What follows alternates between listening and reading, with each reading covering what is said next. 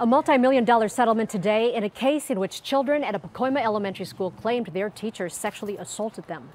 Despite the announcement, the controversy surrounding former teacher Paul Chappell is not over. KCAL9's Cristy Fajardo has the story. $5 million. That's what the LAUSD has agreed to pay two children who were just 8 years old when Paul Chappell molested them. Chappell was teaching third grade at Telfair Elementary in Pacoima in 2011, despite the fact he'd already been tried for child molestation once before. They were heroes. They stood up.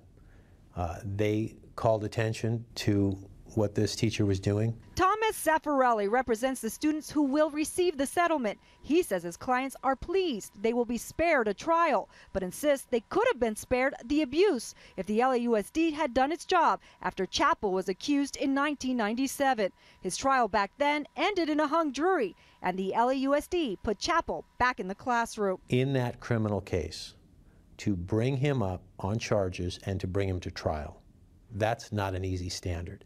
So while that trial did not result in a conviction, it didn't result in an acquittal either. He says as long as there were questions, Chappell should have been closely monitored. Instead, he says the district never notified Chappell's principal at Telfair of the previous allegations. And when the first victim came forward in 2011, he kept teaching for another 6 weeks. Put an aide in the classroom, require doors to be kept open. Those are the sort of things that could have been done that I believe would have prevented this. The LAUSD would not take our questions, but in a statement says, unfortunately, plaintiffs suffered harm before the teacher's activities were uncovered.